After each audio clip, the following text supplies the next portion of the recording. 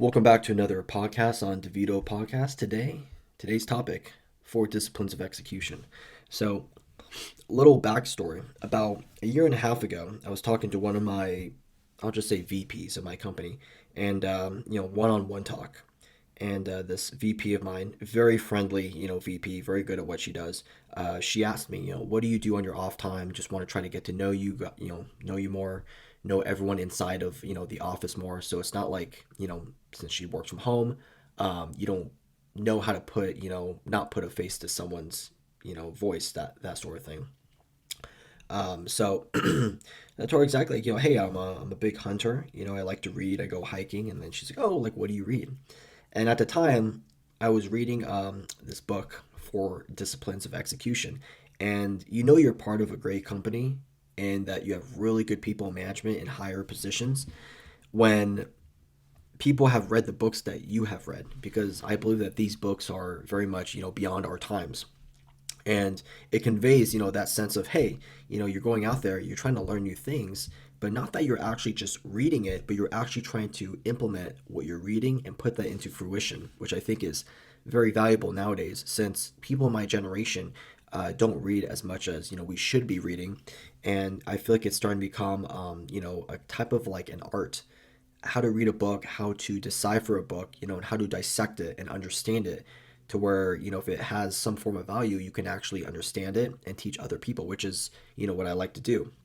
Unfortunately, in certain scenarios or environments, when you try to teach something that you read in a book, it usually bores people.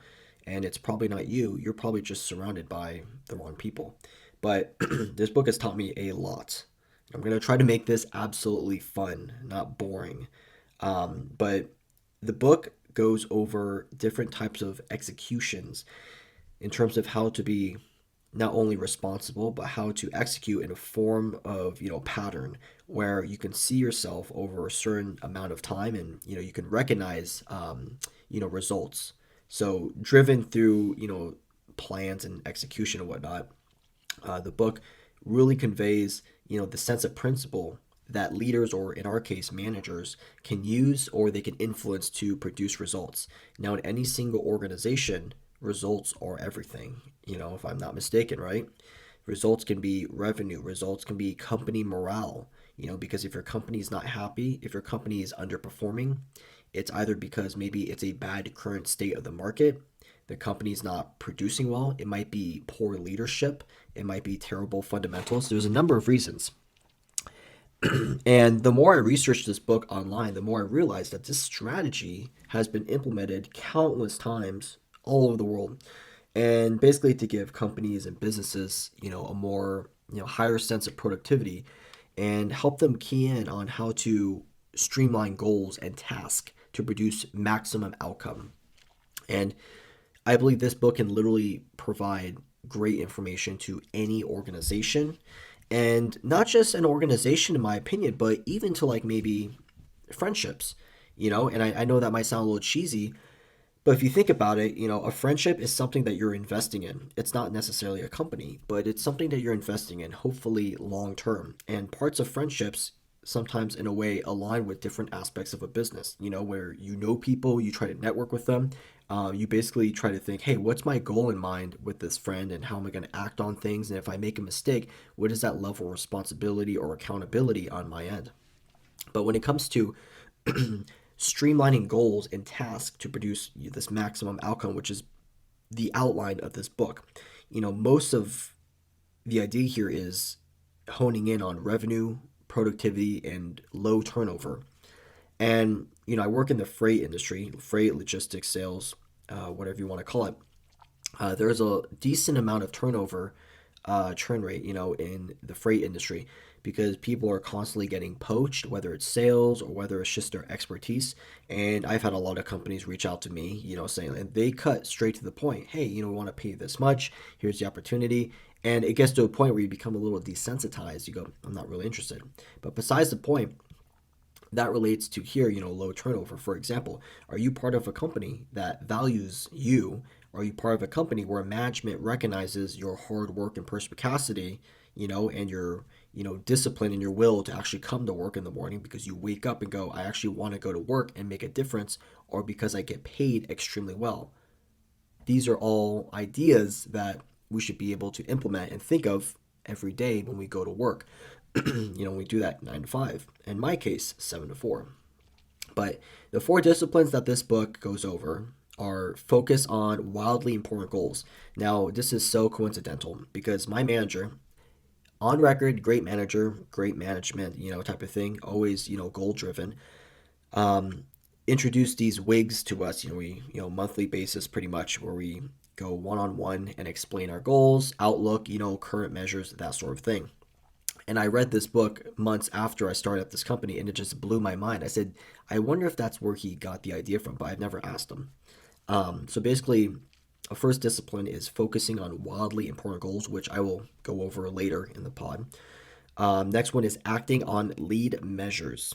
Third is keeping compelling scoreboard. And then last but not least, creating a cadence of responsibility. And you're probably thinking of all these, disciplines, like how do these actually align to the business? How do they actually align to myself and the company itself? Well, I'll get into that. So I feel like to first understand, where, I was able to implement a lot of these measures, we have to understand, the whys and the hows. So, why do goals or why are ideas implemented in businesses and work? And, why do they fail, for example? A lot of times while ideas in businesses or your workplace fail is because a lot of times there's a resistance to change. I'm pretty much one to speak because whenever we get a new update in our software system or we have to be trained to do something new, a lot of times I'm slightly resistant because I'm pretty much set in my ways, although I've only been here at the company for about 2 years now, to only do what I've been basically taught to do. When you put a mouse on the wheel and it runs and runs and runs, when you're told to run in a certain direction, it might be a little bit hesitant because running on the wheel is all it knows how to do. So myself, very resistant to change, and I'll be honest on that. I've learned to be a little bit more, adaptable and to be a little bit more lenient when it comes to, hey, you need to be trained to do something new. A little bit more lenient on that, but it's a work in progress. No motivation is a big one because if there's no motivation, then that probably means there's little incentive. You're probably getting paid a minimal amount. There's probably poor leadership or management, and the culture of the company is probably garbage. And that's just a fact. I've seen a lot of companies, and mass layoffs in the last couple of years, as we've seen, and it creates a heavy sense of lack of morale to the point where I go on LinkedIn, for example, which I don't use very often, but when I go on LinkedIn, I see a lot of people who are looking for jobs, maybe in the tech industry, and they have the audacity to say, "Oh, X, Microsoft, X, Google, X, Facebook." Um, I don't understand why you would put that in your bio, and a lot of professionals recommend not doing that because you're throwing shade on the former company you worked for. Be professional, move on. It's like if you didn't really like working that much at the company, why even put it on your profile? So that's like maybe a lack of motivation. Leaders don't recognize hard work and ethics, and that's a big thing. A lot of times, leaders, hypothetically speaking, but in the real world, they don't recognize talent. They don't recognize the discipline or the motivation that a lot of these employees put into, their line of work. My management does. I can brag about that. They actually do care. They recognize it like constantly because it's constant incentives, for us to do better. And it's genius. It's an actual like, genius model of, incentivizing our people at work to be more driven, to be, harder workers. But if leaders don't recognize, the hard work of employees, those employees will feel forgotten. And then they'll say, what is the point of me working hard? I should just do the minimal amount of work. And then all of a sudden, the leaders wonder, why is our revenue dropping? Why is there a higher turnover, for example? And then all of a sudden, long story short, company starts to hurt. And, when they don't recognize work ethic or the colleagues, on a regular basis, you go on autopilot where you just do your minimal job, you go home and that's it. You ask me to do anything outside of my line of work and I'm going to tell you that's not my job or I don't get paid enough to do that or it's above my pay grade. Yes, I've heard that a lot before. Even in my work, oh, I don't get paid for that or it's above my pay grade. And that irritates me because if you really hate your job that much, or if you really hate the idea of having to do something outside of your job description, then why are you working at the company? So a lot of times, if I personally am asked at work to do something and I think, is this in my job description? Which obviously has never occurred because I think to myself, this is a great opportunity to learn how to do something new and you will be a more viable employee to where people can come to you to a certain extent. Of course, you don't want them to overuse you and burn you out, but they can use you to say, hey, can you work on this for me? So and so's out. Absolutely, I'm on it. And because you're trained in so many areas, you're a resourceful employee, and a lot of people can take a lot of benefit from this. And this all comes down to, the 4 disciplines of execution, where, you create like basically you're acting on like these lead measures. So I explained wigs earlier, and this is something that I do on a monthly basis at work, and it's honestly really cool because you get to basically just one on one for the most part and just explain grievances. I mean, hopefully not. Or you get to explain, what you want to basically excel at, scoreboard, that sort of thing.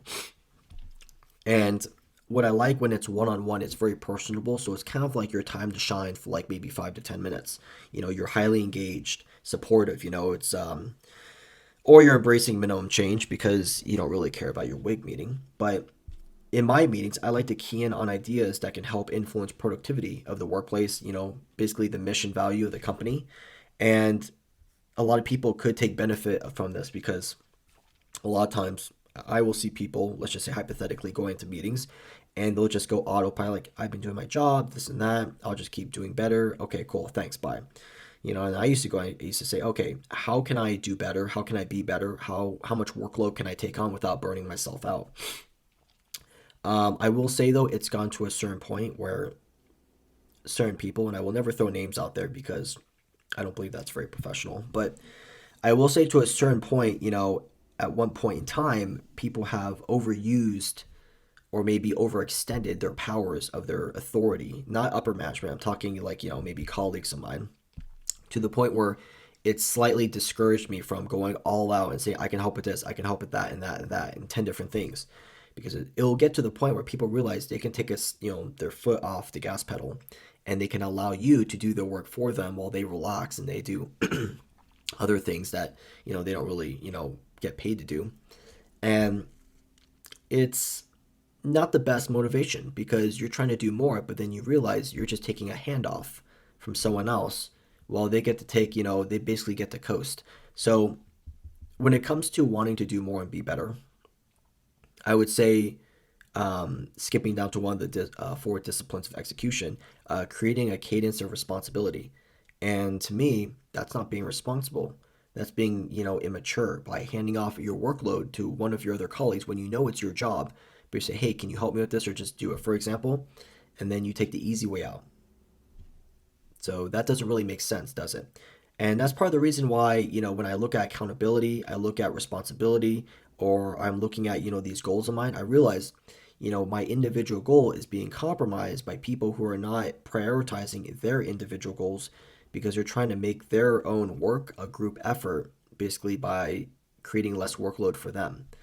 And I guess that happens a lot of times when you've been at the company for quite some time and you're established and you're just coasting through doing the minimum amount of work. And I've seen it and it's a little discouraging, but it's the reality of the world. It's the reality of the workplace. You get it in every single workplace, and there's basically at least one person in every workplace who implements that sort of mindset that can be discouraging to others. And when that happens, I'm not saying you have to fire that person, but there should be a talk, where people should be taking responsibility or accountability. And, when you look at these things, it's pretty easy to look at what is working and what's not working, or the things that are complained about the most. And one of the reasons why wigs, wildly important goals, work so well is because first of all, that could be a primary approach to what's not working well. You have a one primary wig, you have one primary goal, for example, but you keep it at one primary goal. You focus in on that. You put a lot of your effort towards that. Where you can start to stretch yourself thin is if you try to implement more than one primary wig or multiple wigs where you don't have a primary wig, where you're trying to juggle, 5 things at one time and one cup is bound to fall, right? Or all of them. You're stretching yourself too thin because you only have 2 hands. You're trying to juggle more than you can. If you're trying to flip a cup in the air with, two hands, you're going to probably do a really good job because you're focusing and honing in all your energy just on that. And, traps for avoiding wigs, or traps that could basically deter you from accomplishing your wigs, from what I've noticed, is creating too many primary wigs to where you get too burnt out, you get too scatterbrained, you stretch yourself way too thin, and then you snap like a rubber band.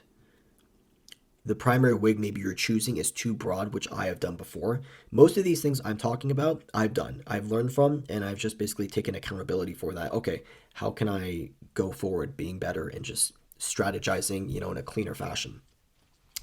Creating a primary wig that is not aspirational, it's not measurable. Now, I do say a lot, be better, do better, but that's not measurable. If I'm saying I want to sell 100 truckloads a month, that's pretty measurable. You have a number, you have a goal in mind.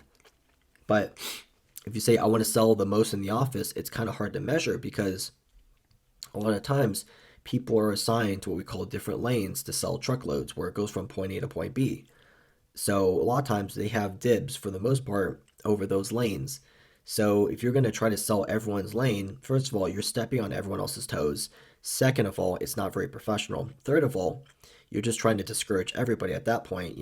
But if you work with other people, go, hey, you know what? In all moderation, I want to sell 100 a month, diversify myself amongst different lanes to where I'm bringing in revenue in a positive way. That's measurable. And one of the quotes that the book mentions, which I do like, I do enjoy a lot: life punishes the vague wish, but rewards the specific ask. Tim Ferriss. And that's one of the things I had an issue with, speaking up. You know, I was kind of optimistic at one point in time when I was working here. And I would think, oh, at one point in time, they'll probably make a decision and move me or my job description, this and that. But then I realized you don't really get moved around in a company unless your manager's that good and he sees your performance and he keys in on it and he makes a decision for you because he thinks it's better for you. But a lot of the times, what this quote was trying to say is if you don't know what you want and if you don't ask, then you'll probably never get it. And your bill of regret will be basically generational for the rest of your life or long after. And, when you create wigs that are not aligned to your mission or your vision, that can also hurt you a lot as well. If I want to do better than everyone else, it's sort of like, okay, if you don't want to work with everyone else, shows you're not a team player, shows you don't want to work as a collective. Okay, that's your fault. But one thing I do, I can't say for certain is that if you don't know what to ask for, even if you're asking for something silly, as long as you get it out there, just to throw it in the back of their mind, when you're in your wig meeting or if you have a one-on-one with upper management or your manager, just ask, hey, what would you think about this and this and this? Because now you're asking them for their opinion. And if they go, you know what, you've been portraying a lot of fantastic results as of, recently. You're an excellent communicator. You're great at selling. We may have something in line to promote you to. Wow. But in the manager's mind, if you never said that, he's probably wondering, maybe this guy Joe is complacent in his own position. He's just good with doing his regular work and that's it, because they can't read your mind. And that's one thing I had to get over by speaking up about it. And then I realized I lost a lot of opportunity and potential within X time frame because I didn't speak up about it. Why? Because let's just say hypothetically I was given information a while back that I basically digested as, okay, this is true going forward. But then, long story short, things change and markets change, office measures change, if that makes sense. So once I spoke up about it, I realized I felt extremely good because no one can read your mind. You have to speak up about it.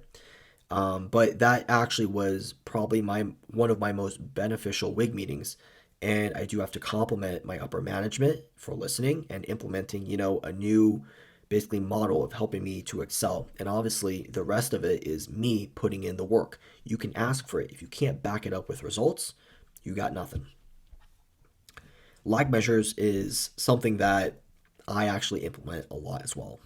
Tracking measurements of your wig, for example, well, it cannot, I would say, influence yourself individually. I would say that you have to figure out a way to track it, measure it out, whether it's by a number, whether it's by performance. And if you work at a job that doesn't deal with a lot of numbers, which is kind of hard to believe, a lot of jobs do, most do, then you have to figure out how to measure your job. Because if you can measure it and give yourself a goal month by month, quarter by quarter, then you're giving yourself a sense of purpose, an outlook that you want to achieve. And if you overachieve that goal, it's a great feeling because I've been there. It's great. But the reasons why a lot of people are usually, not full of purpose, or it holds people back, which is a big thing nowadays, is simply because they don't know how, to diversify their energy and implement it into action, which is, execution. And this holds people back. They don't know that they can accomplish so much more. I used to have a dread of answering the phone. Reason being, I didn't know what to say. Second of all, I felt like I was just going to embarrass my company because I didn't know what I was going to say. And then I realized all it takes is repetition, consistency, and just, learning what to say. And, a lot of people joke out there like, oh, you're just answering a phone call. But, when your job is you're representing your company, you want to answer the phone call to your best ability and you want to articulate, you want to speak the best, you want to try to sell the best you can. And in reality, I realized it was all just consistency, and I realized that could be part of my next wig, my wildly important goal. Make as many phone calls as you can every day without burning yourself out, of course.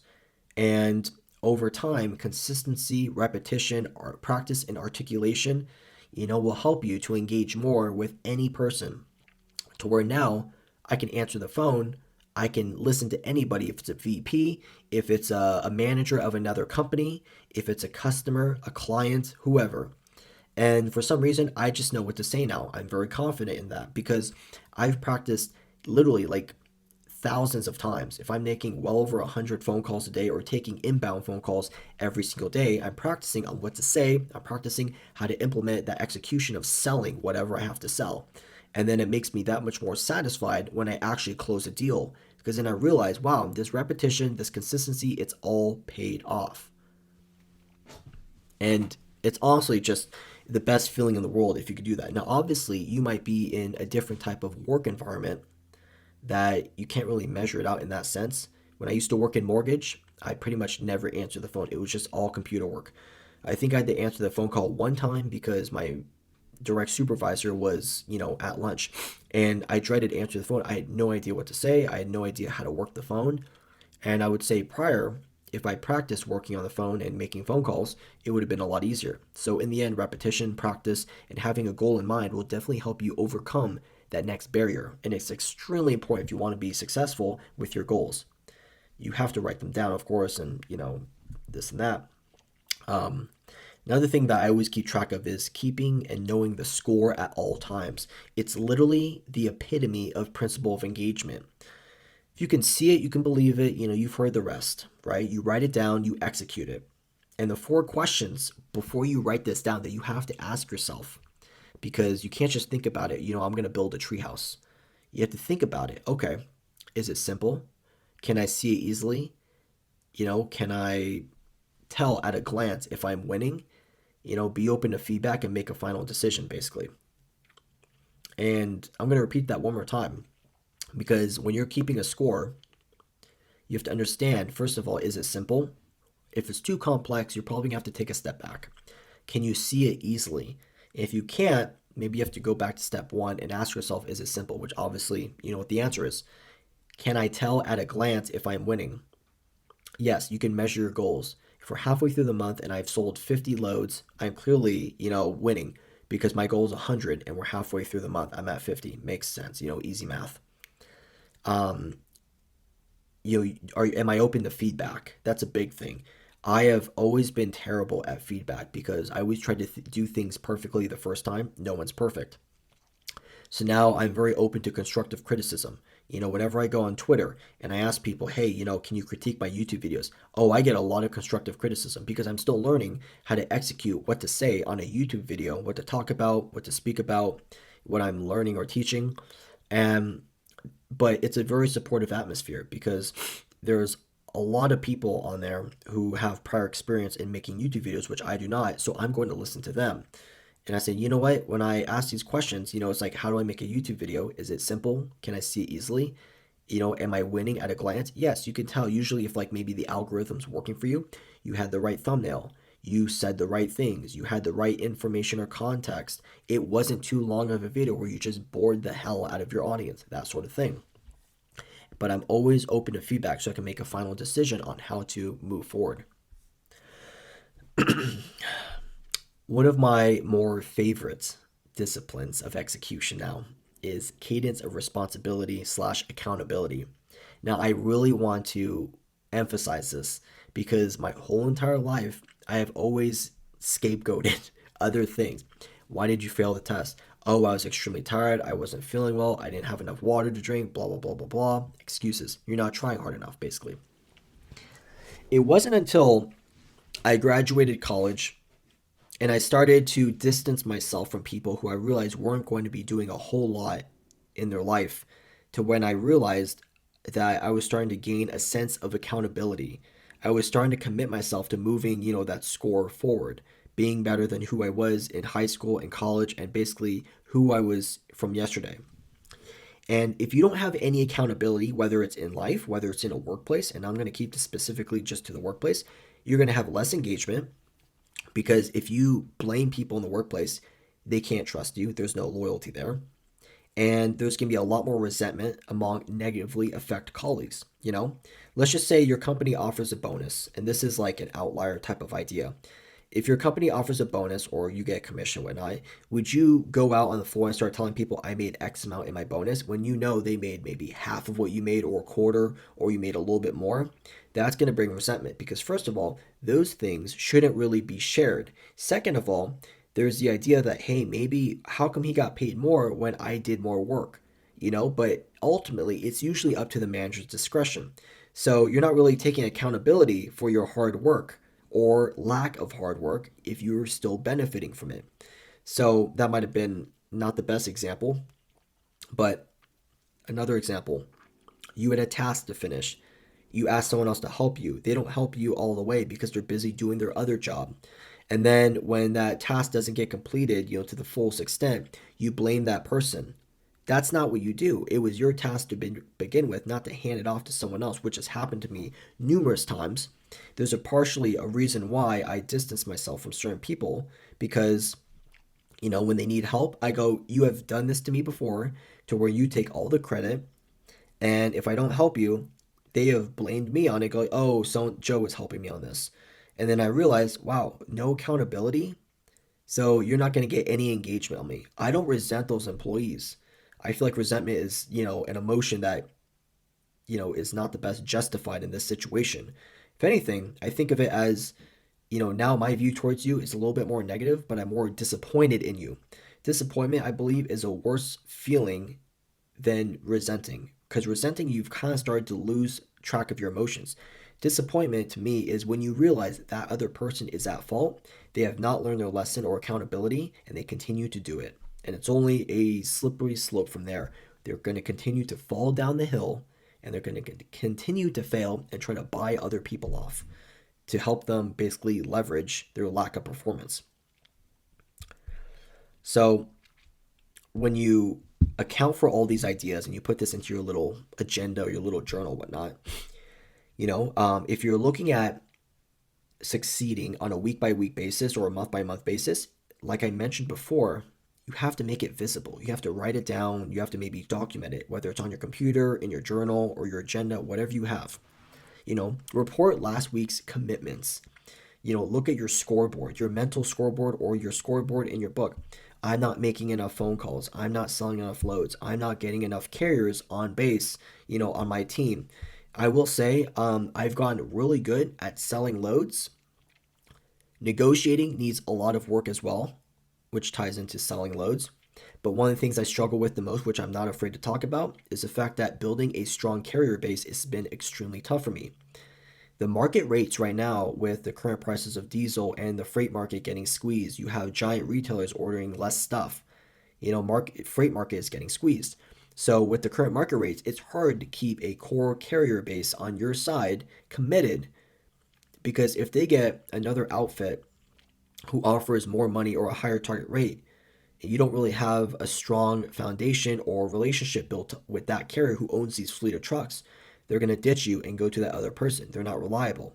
Plus, the market rates don't help at all. Is this a reason for me to complain? Absolutely not. This is a reason for me to negotiate harder, build relationships, reach out to them every single day. Hey, how's it going? Do you guys have any capacity this week to do loads? Where? If so, how many trucks do you have? What was your availability look like? Are you looking to come here and back there? That sort of thing. But it's like a friendship. If you stop talking to someone for a month and you try to enter their life again, it might be a little bit harder. There's a barrier to entry. And I say this because I know as a fact it's happened to me many of times where I just kind of forget to reach out to people. And after a month, I message them, they never message back. So then you realize how many people feel on their end when you stop talking to them. If they're a truck driver, if they're a carrier, they kind of feel forgotten. They think, oh, maybe he found someone else to pick up his load. They kind of feel maybe, hypothetically, maybe betrayed, forgotten, and it's a tough market. But relationship, customer service is very important here. And that's why on a week by week basis, you have to commit yourself to look at that scoreboard and see, am I selling enough? Am I selling enough with regular people? Or am I selling a different load to a different carrier every single day? Which is what I have done. And it's not the best feeling because it shows I don't have a regular base. And it's not a sucky feeling. It's an inspirational feeling of, okay, I need to now hone in. I know I can sell, but now I need to hone in on how I can create a regular base to where I could just hit up these people and do 5, 10, 15 loads a month with them, no questions asked. That's where you want to get to. So for me to be able to realize that success and failure, I create a plan, a clear path where it helped me make new commitments, on a week by week basis or a month by month basis. I think a year outlook is a little bit too long. But week by week, I get to see what works and what doesn't work. And sometimes I'll continue it 1, 2, 3 weeks. If I don't really see that much of a change, I shift, I divert myself. And, the last thing you want as well is disengagement, which is, it's terrible. It's a terrible feeling. The 3 rules for disengagement is anonymity.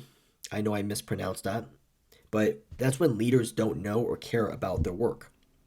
Now, if you're committing on your end to your work every day in your task, but your leaders aren't, then that's going to make you want to disengage from your atmosphere and your work overall.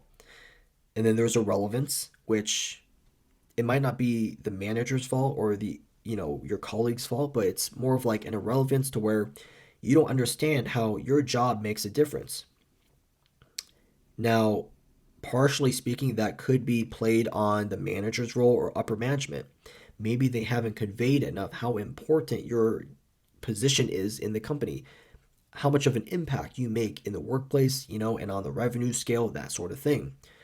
I used to think my position did not matter at all. And then I realized we are very important in, helping brokers, helping our salespeople, that sort of thing. And once you realize your relevance, you find a sense of purpose.